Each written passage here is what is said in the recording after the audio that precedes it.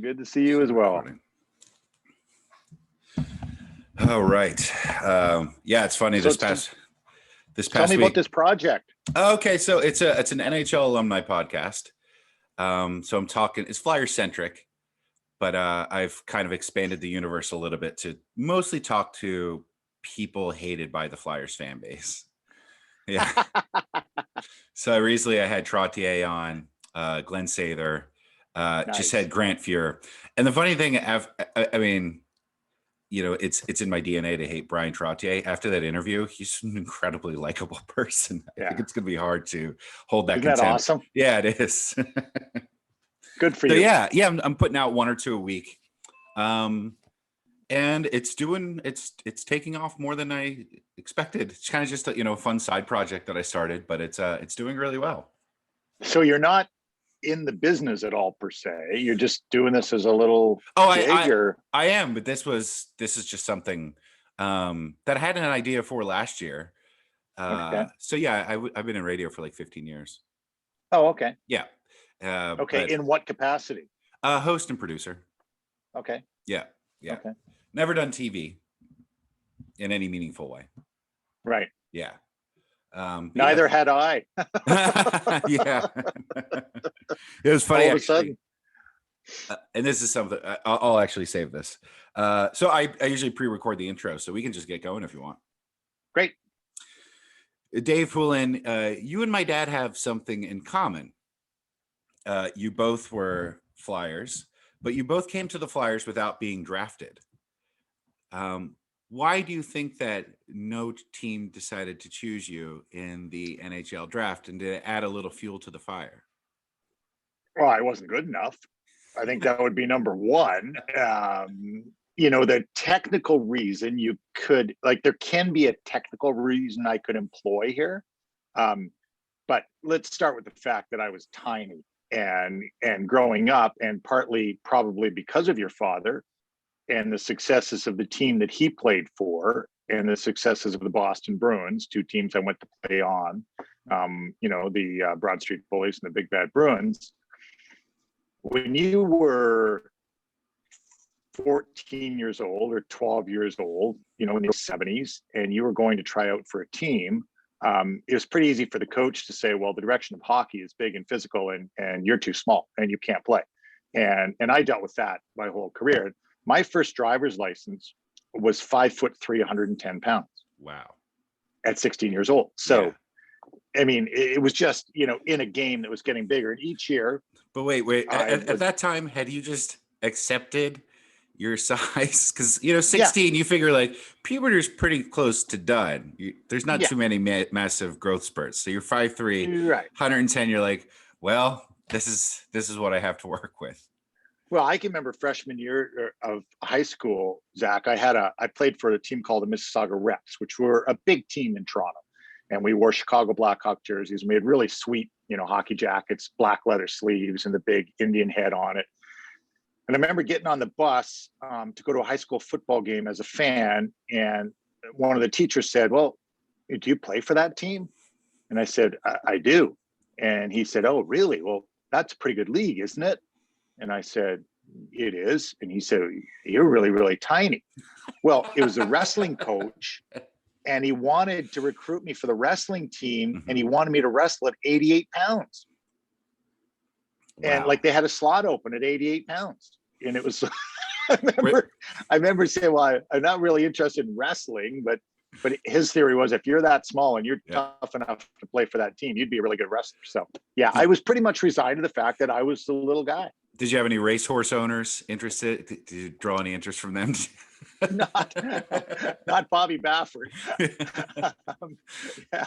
So no, you know what? And when you're tiny, you're tiny. I mean, that's just part of it. But now there is a little bit more of a technical reason in that I was caught, 78, 79, 80, right in the WHA to the NHL, 12 rounds to 6 rounds, and 3 draft years compressed into one. So when the draft went from 20 to 18, a lot of players didn't get drafted. Timmy Kerr didn't get drafted. Ron Flockhart didn't get drafted. And the Flyers actually did very well with those free agents. through that time frame. So there was a little bit of a technical reason, but I was eligible for it, and I had a really, really great freshman year at Notre Dame, and other players that were in that class were Neil Broughton and Glenn Anderson, and there were some really good players who were drafted, who were the same vintage as I was. So I'd say both technical and real reasons. So you're 5'3" at 110 at 16. When did you add the rest of your? Right around then. Okay. Right around then, I started to grow, and shortly after that, I had started working at a gas station, and I went in when I was 15, and they called me every name in the book, from stretch to shorty to everything. And one day I went in, and somebody said, "Hey, Moose is here, to take his shift." And so from that point forward, I was Moose, because I was so tiny, and my paychecks were actually made out to Moose Poulin, at McDonald's Shell. And to this day, if I see Paul Holmgren, he's like, "Hey, Moose, how you doing?" "It's good, Homer. How are you?" And then also another unusual, step that you took to your path at the time, anyway, towards the NHL, is that you played college hockey. And arguably for the same exact reasons. I mean, they weren't, major junior wasn't recruiting. I had gone back, Zach, when I was 16, right around that point, and just said, you know what, playing rep is really, each year I would get cut. I would come back to try out, and they would say, "Well, I realize you led the league in scoring last year, but you're too small to play at this level." And I'd be the last guy to make the team, and I'd lead the league again. And they'd say, "Well, there's no way you can do it at the next level." So I dealt with that. And finally at about 16 and a half, after that year, I'm a late December birth date, and I went back and played house league for a year and a half, and just with my buddies. And about halfway through that next year, which I was playing house league juvenile, and went back and that sounds like a prison system league. Yeah, it does. But you're playing with your buddies, and you're playing at 11 o'clock on Wednesday nights, and and hockey became fun again. It became like, wow, this is really fun. I love those late night ice times. Yeah, and it's not about getting cut, and so I remember when I left the house league to go back and play. I left the house league in like mid-December and won the scoring championship at the end of the year. So I was a good house league player. That was so frustrating. How many times did you have to constantly prove yourself? Now you're not good enough. No, you're the best, but you won't be next year. No, I am actually again. Yeah, and that's what it was. And that was probably, and there were two other guys with me for the first 3 or 4 years. We were a line. We traveled as a line. We'd be the best line in the league, and we weren't good enough to play at the next level. It was just, and eventually you get tired of that. It's like, okay, well, hockey was really good to me. And then when it was later that I figured out the scholarship route or system, and I was playing Tier 2 junior at the time, which is a really good league, as an 18-year-old, because once again, the draft was 20. So you could play as an 18-year-old and still play 2 years of major junior. Mm-hmm. And so it was a really good Tier 2 league. And that's when I started to figure out that school may be an option, and that, I was a good student, and that it would be possible to maybe get an education by playing hockey. Well, Notre Dame seems to be one of those rare NCAA programs that actually makes you go to class. Yeah, really, which was a novel concept for me when I got there, Zach. Trust me. I mean, Notre Dame is a really small school. People don't realize that. It's got 8,000 students. Mm-hmm. And, people think of the Big Ten schools with 55 or 60,000 students. That's not what it is. It's a tiny school. And one of my classes, my first year, had 11 kids in it. And when there's 11 kids in a class, you have to go to class, and you have to partake. And I was stunned. And the other cool thing about the school is that, give or take, 85% of the kids live on campus all 4 years in dormitories. So, and they're single sex dorms. And so to this day, and so there's a different type of community when you're in an all guys dorm and you walk down the hall and every door is open all the way down the hall. There's always some place to stop in. There's always a place to hang out. it develops a different kind of community. And I was stunned at how much work kids were doing. Like I'd get home from practice and kids would study for like 4 hours a night. I'm like, I didn't study 4 hours a month in high school. Like, you got to be kidding me. Yeah. And holy smokes, my first semester was an absolute shock to me. Stunned, calculus and everything that was going on. My head was spinning. I was like, there's no way I can survive this. And that's what it was for me initially. Everything was going great on the ice, but academics were in absolute survival mode when I started college. But it's a football school, obviously, famously. How was the enthusiasm surrounding hockey at the time?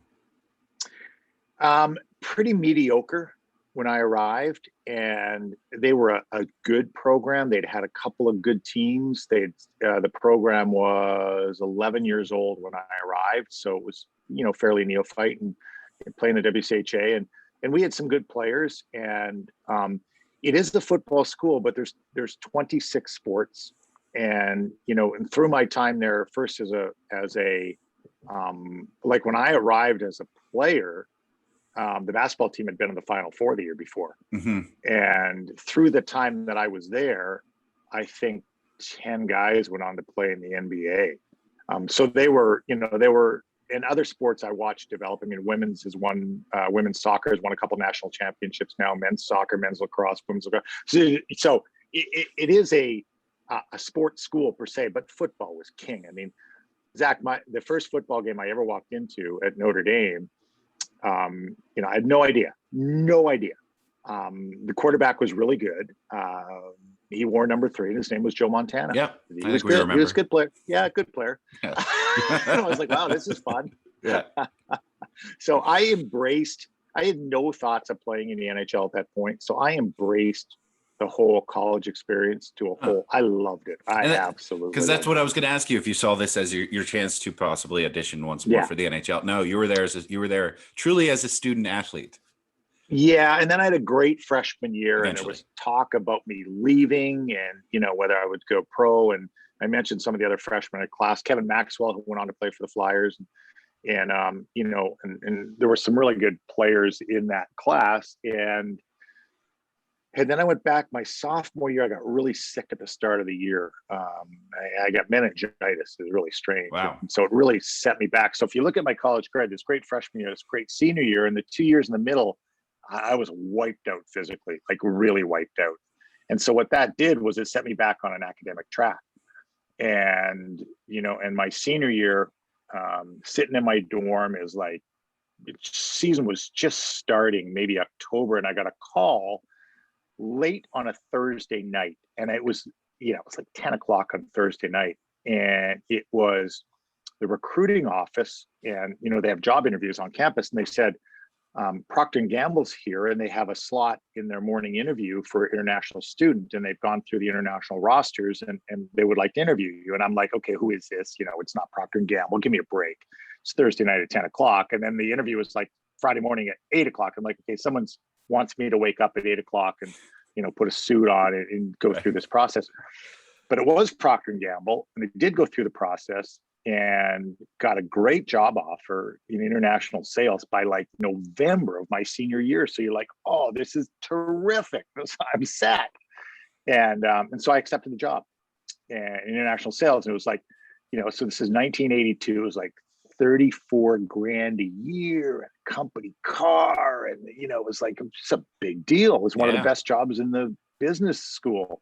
And P&G at the time was known for training and known for that. And so that's what I was doing when I was done. And then it was almost like that relieved all the pressure of my senior year, because I had a job and I had a monster senior year. And late in the season, I heard from agents, I heard from teams.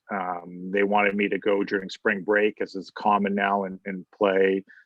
St. Louis reached out, Detroit reached out. So, for amateur tryout offers at the time, you still kept your amateur status because of the potential of the Olympics. And so that was the circuitous route. I mean, I was going to work when I graduated from college. Even halfway through the season, when you realize, I'm putting together some massive stats here. Yeah. Did it start to creep in? Like, no, all the way through the year. And it wasn't until June. So I had graduated and was set to work in August, and it was June of that year. And my phone rang, and I got a call from a gentleman named Ed Snider, who went on to coach in the NHL, coached in Philadelphia, coached the Rangers, Buffalo, and Teddy was coaching in Sweden at the time, and he was involved in a hockey school up in Canada, and all the college coaches. He was looking for a new import. You're allowed 2 imports per team, and they were saying, "Look, there's a kid that played in the Central Association, and he's not going to play next year, and he was one of the best players in the league. You should see if he'll play." And so that prompted a whole different change of life and a whole different, swing. And all of a sudden, you went and killed it over there. From the time I stepped on the ice.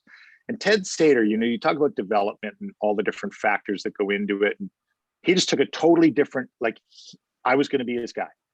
He was scouting Sweden for the Flyers at the time, and I was going to be his project. And he was going to put me in the NHL. And unrealistic expectations. I never looked at myself as a goal scorer, and he sat me down the first day and said, "You're going to lead the league in goal scoring."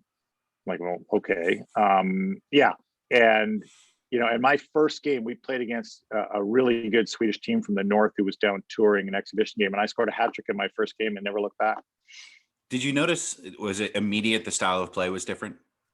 Coming from college hockey? I was one of the penalty minute leaders, and it was a large part of it was a forecheck. You weren't allowed to hit on the forecheck in the offensive zone. Wow. And so talk about a different, game. And did you have other players looking at you like, what are you doing? You can't do that here. Oh yeah. Oh yeah. But we had a real good team, and we had relegated from Division 2 up to Division 1. And normally when that happens, teams go right back down.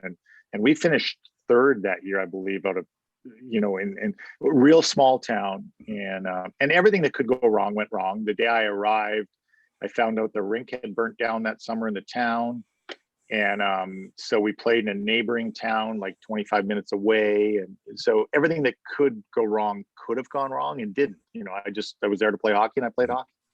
And then you get noticed from there, and so tell me about that path to the Flyers. Yeah, obviously, so Ted being involved. Each month, Teddy would put a scouting list together, and my name worked its way up. And I think by Christmas he said to the Flyers, "I may have the best player in Sweden." And they were like, "Well, you're only Division 1 because there was an elite series." And he said, "No, I may have the best player in Sweden." So does everyone in Sweden play hockey? That seems just like a lot of leagues for a tiny country. Yeah, it is a lot of leagues. It goes down to Division 3, and some of the leagues choose to stay in that division financially, so they don't pay their players. And, and you can go to a team in a town, play Division 1, have a really good job, have a really nice life, play hockey twice a week, and, and almost supplement your income from whatever. We had a mailman on our team. We had a policeman. At my line, actually, I had a policeman on the left, an undercover policeman on the left, and a crook on the right. It was great. And we were what kind of crook? Black market. So he worked at a gas station, but he had a lot of things going on the side. How did you know this? It was common knowledge. So why didn't your left winger do anything? Well, because they'd grown up together, because he was a really good right winger. I mean, why would you want to mess with your line? They were both really high profile players. It was hilarious. It was really, really funny. They'd say, my right winger was the kid who, when he was 12 years old, would pull up on an electric, or gas motor scooter and open the seat up and have it full of cash. And he'd be like, you knew from day one he was involved, but he was a really good hockey player. So it was Swedish fun. Gangsters. I love it. It was awesome. It was awesome. It was great.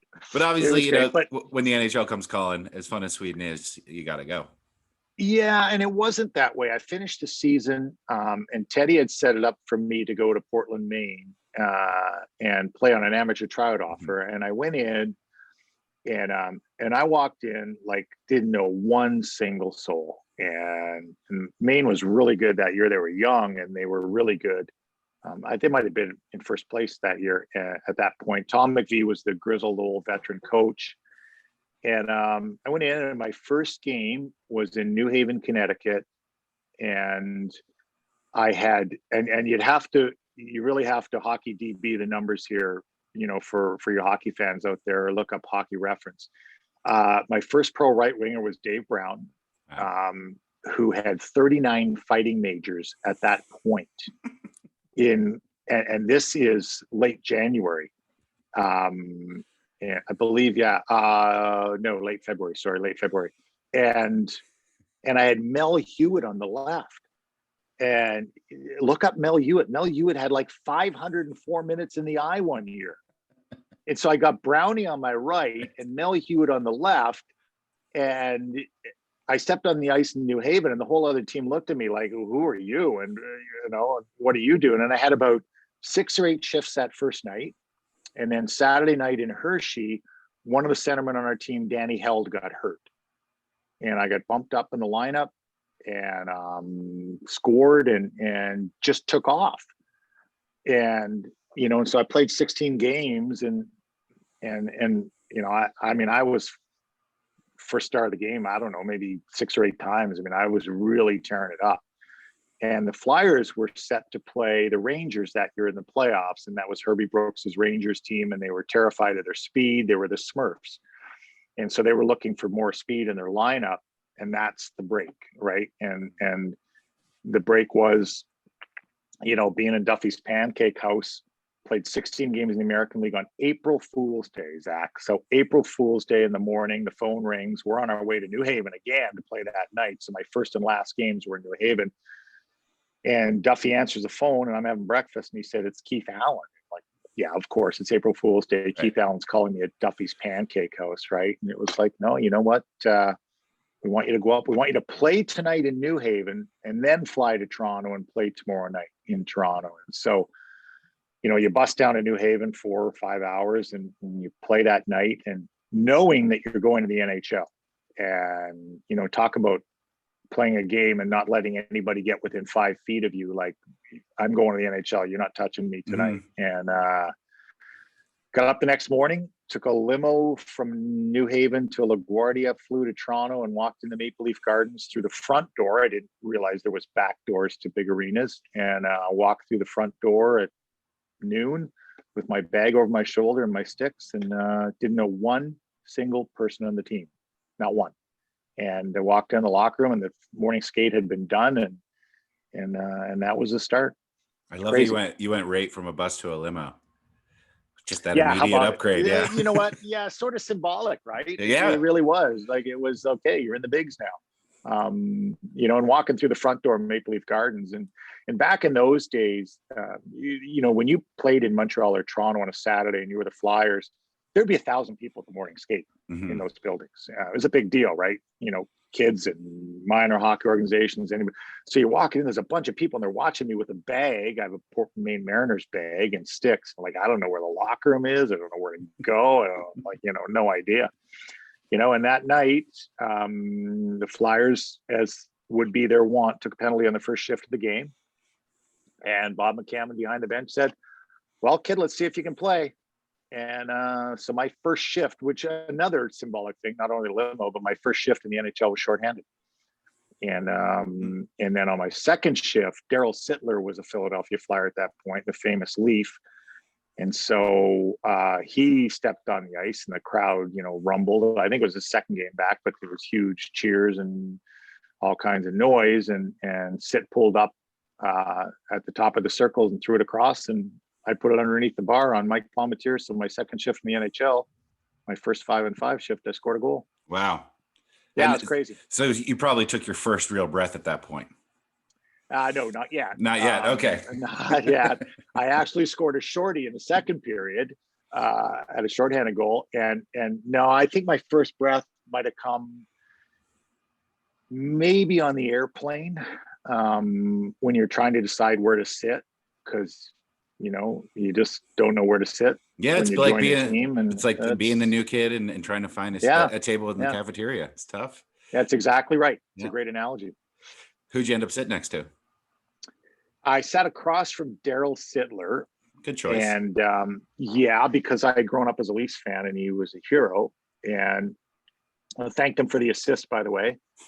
And then, Zach, I leaned across and I was questioning whether I would tell him this story or not. And I figured, okay, well, it's perfect time. I mean, I'm sitting across him on an airplane, and I said, did you not know we were going to be teammates? And he looked at me and goes, what do you mean? I said, well, when I was in 12th grade, and you guys beat the Islanders in 1977, and you came back to the airport, there were about 10,000 people at the airport to greet you guys, and Lanny McDonald had scored the winning goal. And I said, and I was at the airport, but even better than that, we knew where you lived. And so 4 of us went over to your house and sat on your front lawn. We had a case of beer because, that's what you did. And the whole team came back to your house, and he started laughing and he said, I remember you 4 kids. That's the most Canadian story ever. Yeah. I know. And he said, I did. He said, we had to send Danny Maloney out actually to chase you away. And I laughed and I said, so you didn't know we were going to be teammates at that point, right? You could have invited us in. I mean, it was just me and my buddies. And so Sit was one of the guys early. He and Clarkie that were really, really great to me for no reason. A kid shows up out of nowhere with a bag over his shoulder, and you remembered it. You remembered how great the veteran guys were to me when they had no reason to be, and it meant a lot. It's just that I was the ethos of the team still there. I think that's still the lingering ghosts of the bullies. Just once you put on the uniform, it's kind of that, you're a bit of an extended family member. Yeah, it was, Zach. And it's interesting because, I still follow them, and as hard as it's been this year being in the North Division and working in the North Division. But, when I sat at Mr. Snider's funeral, I wondered how long it could be maintained in the same manner as it was. And because the one common strand throughout the history of the Flyers was Ed Snider. Mm-hmm. And he was, it was unprecedented at that point to have one owner for that long. And yes, there were ebbs and flows in his involvement. As he got involved in various parts of his life, he would leave for a period of time and come back. And it's funny because when I was with the Leafs, we pulled in 2009 to the building. I was on the team bus and I was vice president of hockey ops for the Leafs. And I remember seeing a brand new little Porsche sitting in Mr. Snider's spot. And I said, Mr. Snider's back. The Flyers are going to be good. And sure enough, in 2010, they went to the finals. Yeah. And, his unique involvement as an owner it doesn't exist. You think about it in sport. I guess Robert Kraft would be one that you would mention with the Patriots. And it's real that the Flyers through those days were what they are, and the bonds they had and the relationship you have. I would be in a press box and you'd bump into a couple guys, Mark Howard, scouts for the Red Wings, or Dave Brown with the Flyers, or whomever it may be. And somebody'd walk by and say, the old Flyers are at it again, and because there was an envious take by other organizations on what you had. You had a bond that was built through the early 70s that never left that team. And it was really, really unique. It wasn't, you can't fabricate that bond. What does a new coach say when he takes over? We're going to change the culture. Yeah. Okay, well, what does that mean, right? And it was organic from day one with Mr. Snider. That's what it was. And it was, that many years of the uniqueness of it. And it's amazing. I've talked to quite a few Flyers veterans at this point, and everyone refers to him as Mr. Snider. Mm-hmm. Isn't that great? Well, Clarkie did, right? And that was and yet I had a text from a player this morning, an NHL player, who called me Mr. Poulin, and at the end of the text I put, "Quit calling me Mr. Poulin."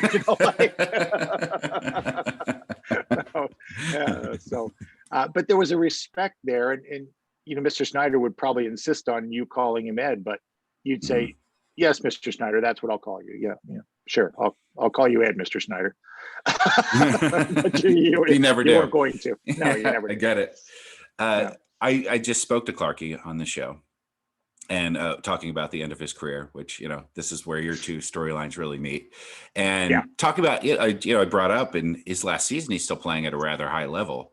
And then all of a sudden he's being interviewed for general managers and kind of starts to see the writing on the wall. Okay, they want me to move into it. They want me to stay with the organization, but move into a different position. One he admits he wasn't ready for. But when he moves on, that means there's a new captain, and that new captain is you. Talk about some legendary skates to fill. How was it realizing the C is going to be transferred from number 16's jersey to yours? Yeah, overwhelming, in a word. We were with him on a sailing trip down the British Virgin Islands, 3 couples, myself and my wife, and a good friend of his and his wife, and Clarky and Sandy. And the first day, we went down. He took us down to the end of the dock, and he said, "Hey, I got something to tell you." And I said, "What's up?" And he said, "I'm going to retire when we get back." I'm like, really? And he said, "Yeah, I'm going to be the general manager and vice president." So here's a rookie on a trip with the vice president, general manager, and think of the complicated lines. And I remember just saying, wow, that it just changes everything. I mean, he was so good to me as a teammate and as a mentor during that year and a half we had spent together. It was just unbelievable to me. And not for one single second did I think at that point that I would be, following him as captain. And I was really careful, when I was told that I was going to be the captain, to never ever think that I was replacing Bobby Clarke. You were following Bobby Clarke. You weren't replacing Bobby Clarke. No one's going to replace them. No one's going to, you were going to do what you were going to do. But Zach, at the start, it was overwhelming. I mean, it was, I remember driving home thinking, why? I mean, this is my second full year in the NHL. Why am I the captain, and what is expected of me? And don't forget, we also had a first-time coach in the NHL, and Mike Keenan, a mercurial coach who was going to push us to a whole different level, whether we wanted to be or not, who knew that his captain was very good friends with the general manager. So picture the dynamics of that and just what that meant and some of the conversations that went on. And it was quite a time. How did your relationship immediately change? Because one of the things Clarke talked about, the thing that was difficult for him is, he was on the ice with everybody last year, and now he's in charge of essentially hiring, firing, trading. And it took him a long time to get to the point, because I don't think it's not built in him. It's not in his nature. Like, I spoke to Glenn Sather. That dude just loves firing people. He has no problem with it. But for Clarke, it took a long time for him to get over the personal aspect of it, because he understands, like, I'm uprooting somebody's life when I'm doing this. When you saw him as general manager, was it immediately like, hey, Clarke went from Clarke to Mr. Clarke, I got to talk to him differently? Or did he still feel more like the teammate you had last year? Yeah, I was probably in that boat more so than other people were, because literally the year before. Yeah, in the boat. Yeah, literally in the boat. And maybe that was up to both of us. I knew I was going to have to rely on him to get through some of the captaincy, and and he knew he was going to have to rely on me, and there was a trust there, I think, that we developed, where we could still play around the golf together, and we could still, and then I was going to respect the parameters of the locker room, and and not be someone who walked upstairs and said, here's what's going on in the locker room. It was more like, I've got an issue to handle, how best to handle this. And if I could rely on that expertise that he had, then it was going to work. And it worked. And my relationship with Mike Keenan worked. And that wasn't, I would say, ever smooth, but I looked at myself as a liaison between, Mike and the team, and I had to protect my guys. But that group of guys had some really, really terrific leaders in it who didn't even know they were leaders yet. And that first team in 84, 85, Zach, is so young. Go back and look at the ages of that group, and you forget, that Peter Zezel and Derek Smith were 19, and Ron Sutter was 20, and Murray Craven, who seemed old his whole life, was 21, and Rick Tocchet was 20, and that was just such a young group of guys. Ronnie Sutter being there at 20, Richard was 20.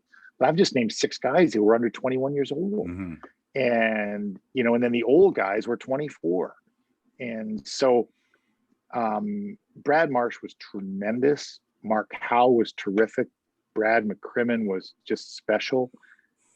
We had a lot of leadership in that room. And then we had quiet leaders like Timmy Kerr and then we had, Brian Propp, who'd been through a lot. So we had probably an underrated group of leaders, that had a whole bunch of different skill sets. So what do you think your role as a captain? Captain means a million different things in the NHL. What kind of captain were you? Yeah.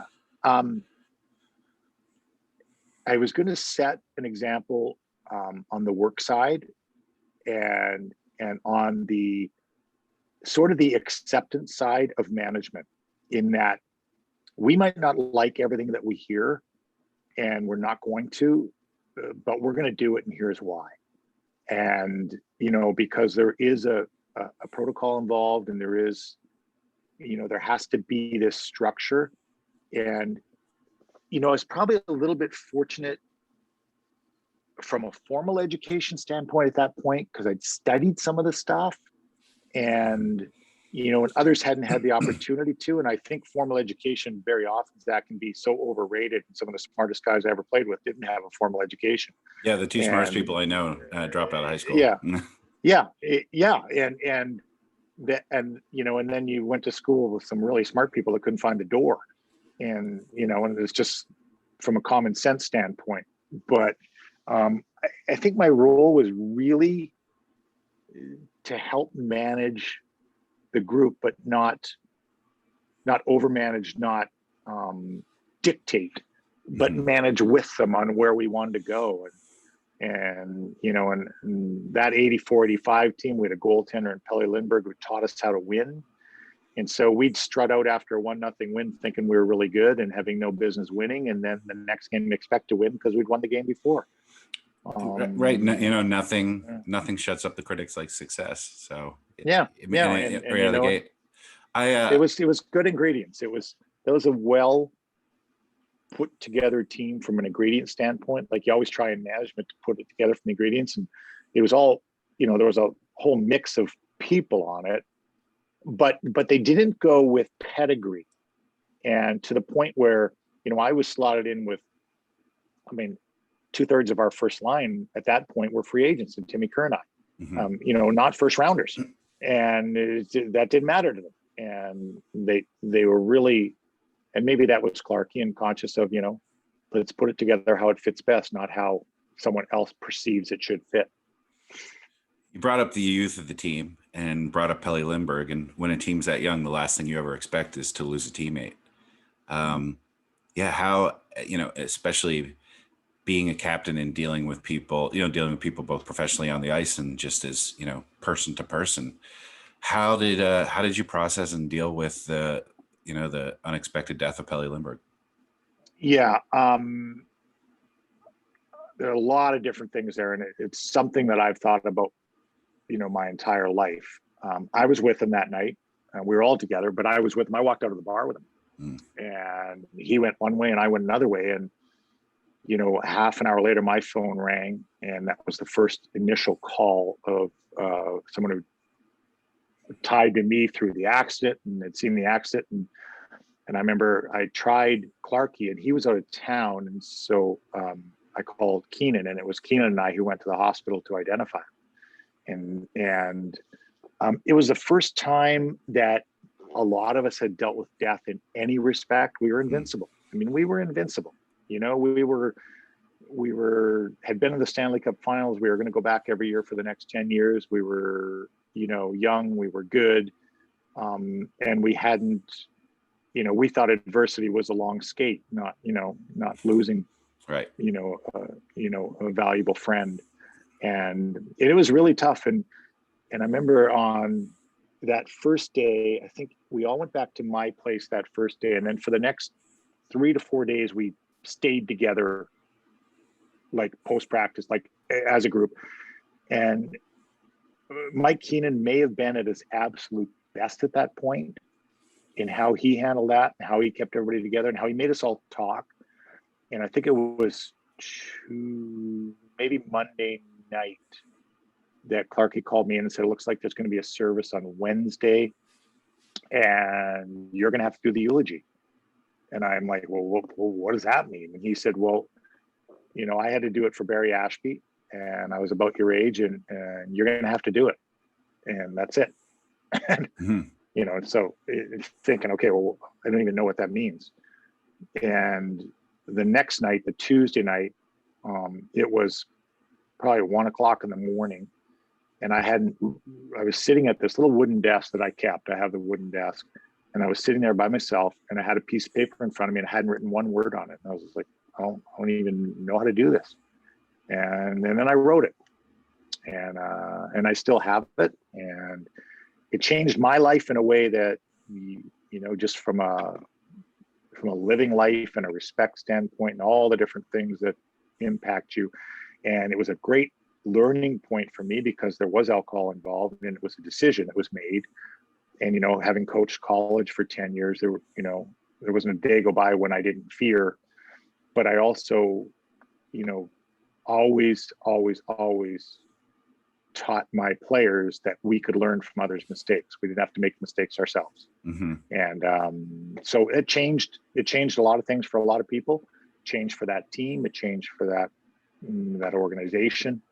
I think within the last week, someone sent me a picture of him, just a random picture of him when he was really young in Sweden.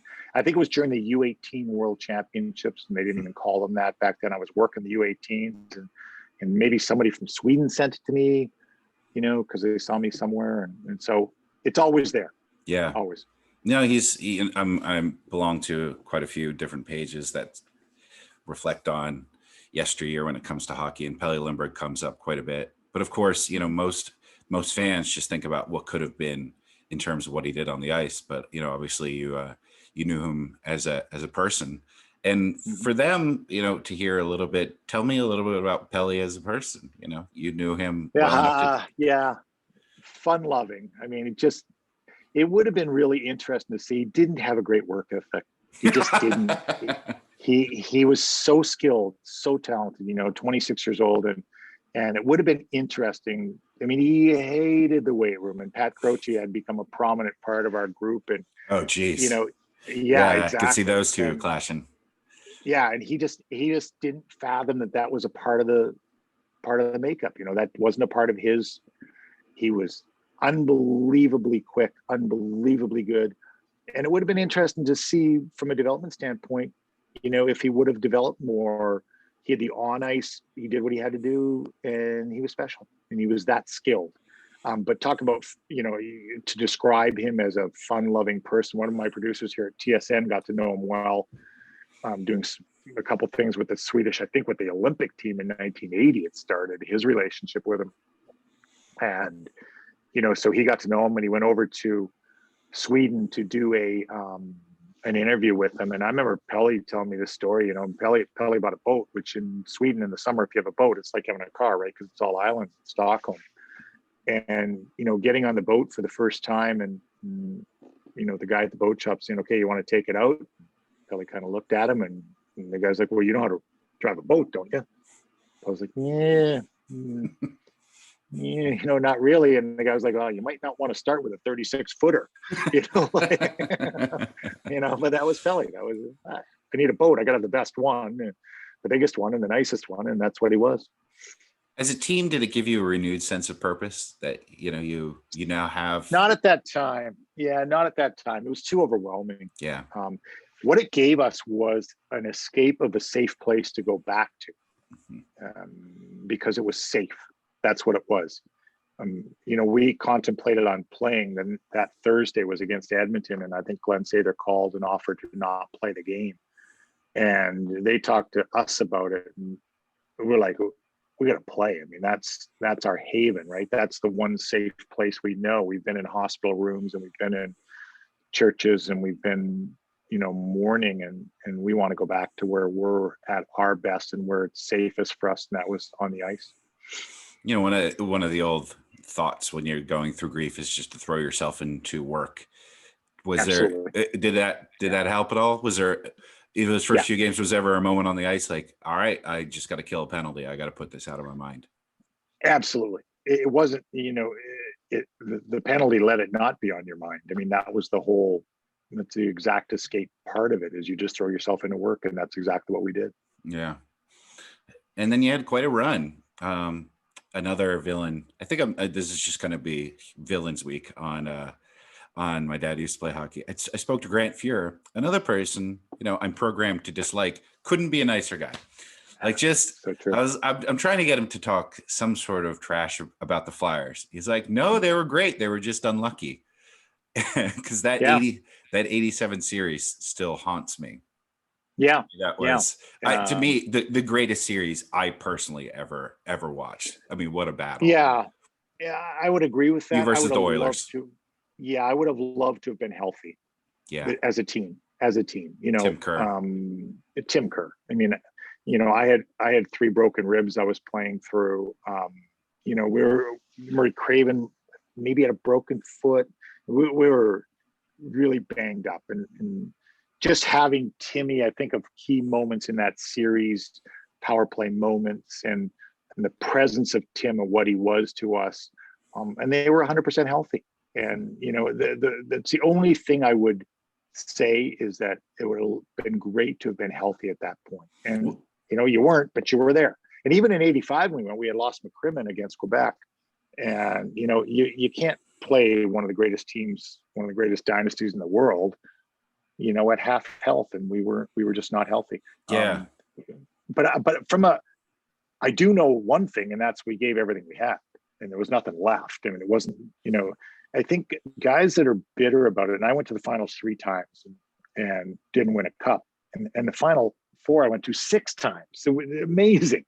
And, but it wasn't for lack of, I think the bitterness would come in as, boy, did we leave something out there? Well, that 87 team didn't leave anything out there. Mm-hmm. And the team you were up against was just unfair. Yeah, they were pretty good. Mark Messier is the second line center. Come on.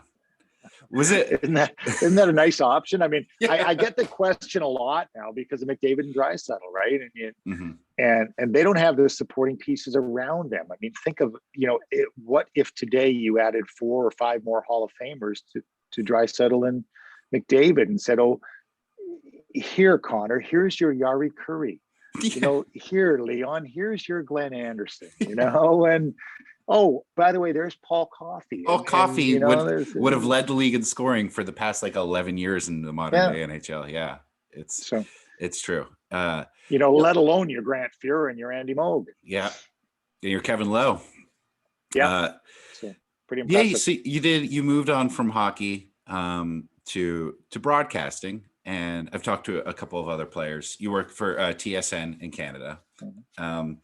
So I've talked to Keith Jones and Brian Boucher, who both they both work for NBC Sports as analysts, and I liked talking to Boucher because every other goalie that I've talked to, Grant Fuhr and Bernie Perron, just weird guys.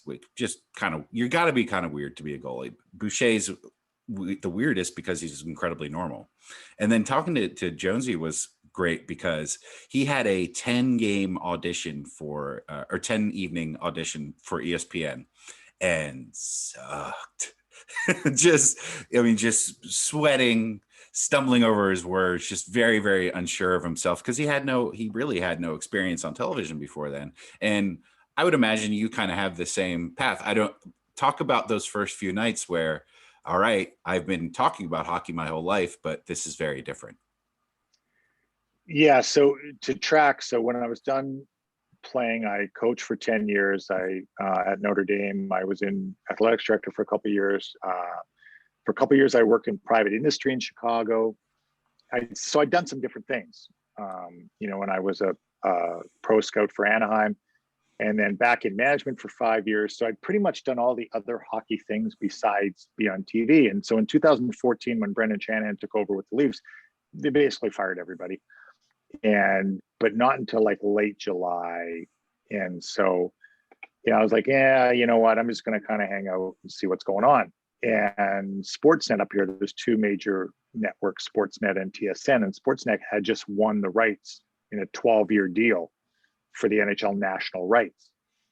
And they reached out to me immediately and said, hey, we're going to be hiring a lot of people. And so I talked to them and like, yeah, I don't know that I want to do that. And I don't know that I want to do that much. And so I think I'm just going to, I thought I was going to get back into hockey. In fact, when I was walking into the lunch with Sportsnet, my phone rang and it was a team and that asked me about coming back into management, literally as I was walking into lunch. So maybe that took the edge off the lunch a little bit. And I said, yeah, you know what? I don't really know if I want to do this. And one of the principals at TSN was an old friend that I had known for years. And someone else connected us and said, you know what, have lunch with this guy. And he said, look, we'd have lost the national rights. We're going to have some regional deals that we're going to work on, but we don't have any space for you. We don't have a seat for you. We don't even have any idea. But, if you want to try it and we'll try and figure something out. So I'm like, yeah, maybe that's, as crazy as it is, maybe that's a way to tiptoe into it, right? Without. Interesting, because that's, yeah. He promised you nothing. He promised me more than nothing. He promised me nothing. Yeah. And the other one was like, we can do whatever you want to do. We can do studio stuff, broadcast stuff, whatever. Mm-hmm. And so Halloween night of that year, so 3 months later, I went into work for the first time, and it was on a show called TH2N, That's Hockey Tonight, the late night show. And you went live at 11:30 after the East Coast games for half an hour. And then depending on what's happening on the West Coast, you went live again, usually, and put another show together at like 1:30 in the morning. And you're watching 6 or 8 games in a row, and you're at the same time, you have multiple panels of TVs. You have a host, you have an associate producer, and you have a producer who kind of wandered in and out. I don't know where, what he was doing. And that was the start of it. And, I went home that first night and said, yeah, I did 4 or 5 little bits on games, and yeah, it was okay. And that was it.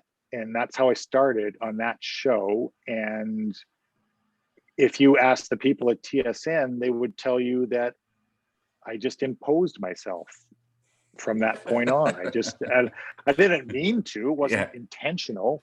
I remember, I think I skied quite a bit that year, and for the first time, I loved it. And so, yeah, it wasn't intentional. It was almost accidental. And that first year I had a few offers to get back in the game, and I thought, nothing is perfect yet. And, each of the first few years in TV, now this will be 7 years coming up this October, and more and more. And I think the beauty of it now, Zach, is I literally live in probably 7 different silos, and each one is different from the other. And so the first thing that goes on my schedule is I'm on the panels for all of our Leaf regional games. So in a normal year, there's say 32, 34 games. And that's a 4-man panel. And, we do a pregame show between the 2 periods and a postgame show. And then 4 years ago, we signed a regional deal with Montreal, and they said, hey, what about, trying color, which I'd never done. And I said, oh, okay, well, maybe I'll try that. So the next thing on my schedule is 32 Montreal games, maybe. And so then that put me back in the rinks. So that is, with Montreal is at home, I fly there. If they're on the road, I meet them on the road. And then I thought, okay, well, this is pretty cool because it gets me in the rinks and sees more teams. And then I did Winnipeg one year, a bunch of games. I do Ottawa games, so we have regionals in those. And those 2 games, I can be either color or in studio. And then we have regular panel. We have shows. Gino Retta's shows on every night at 7:00, and I do that. Maybe a couple times a week. I'll do Sports Center. Radio. We have Leafs Lunch from 12 to 2 every day, 5 days a week. I'll jump on that maybe twice a week. Right now I do. When all the stations were up and running, I was doing radio in Vancouver, Winnipeg, Ottawa, Toronto. Just one hit a week, and then all the special shows. So playoff preview show, I do the fantasy show, trade deadline show, the draft show. So there's all these different worlds. You really, I say, you've successfully imposed yourself. Yeah. Well, and then, I got the strangest call in about October, and a friend of mine was involved with the Toronto Star, and he said, "Hey, you want to write a column?" And I said, "Well, I've never written in my life." And he said, "Well, you can write about anything you want." And so I've now written 20 columns in the Sunday Toronto Star. So every Sunday in the Toronto Star, I write a column. I'm working on this week's. I work on it through the week, and I get in Saturday, and there's been some different ones. Yeah. Kind of, different way of looking at things. And this week, I think I'm going to write about Connor McDavid, and I'm not sure how I'm going to do it differently. But each one contributes to the other one in some manner. Like when something happens on the ice, am I going to tell you what it's like from a player standpoint, from a coach's standpoint, or from a manager standpoint, or from a fan standpoint? Mm-hmm. Like, how am I going to explain what happened on the ice and sort of, I guess I've been flattered by some producers to have been called a teacher. Like, I like to tell you why he put his stick there, or why he turned his stick to the left instead of the right, or what he was thinking on that. So you know what? It's I think because it's not one thing, it's about as broad ranged as you can get, and stay in the game on your terms. I don't lose games. You don't have that. And people say, well, are you going to get back into it? Well, what's that mean, get back into it? And the job, that Chuck Fletcher has it's an incredibly hard job. It's 24/7. The job never leaves you. It never does. It doesn't leave you when you're playing golf. It doesn't leave you when you're driving the car. There's something there, whether it's cap related, whether it's contract related, whether it's personal related. To do it well, there's always something there. And I've done that my whole life. And so now it's not always there. You prep a lot, you do a lot of homework, but I'm not reliant on a 22-year-old defenseman. I'm just not. Right. It's not what I'm relying on anymore. And it's a little bit refreshing. And do I need that competition at this stage? I've competed my whole life. Like, I've competed really hard my whole life.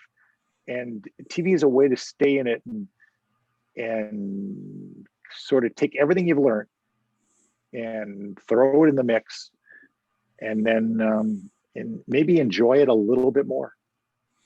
Well, Dave, there's so much of your career that I had to just skip over. I feel like we deserve a part two. It's only because of time that I have to wrap it up now. But your coaching experience at Notre Dame, your management experience. I mean, we only got into 3 years of your NHL career. So why don't we have Dave Poulin part two sometime in the near future? I'd love it. Happy to join you, Zach. I really enjoyed it. You have a different perspective or a different point of view because of the eyes you've seen it through as well. Sure. And that's very, very evident. It just is, no, I've enjoyed the conversation. Thank you so much, Dave. Enjoy the rest of your day. Enjoy your 7 radio hits later today. And, and all good. We'll schedule something in the near future because there's so much that I wanted to get to that we definitely need to delve into. All good, Zach. Good luck with everything. Hey, thank you so much, Dave.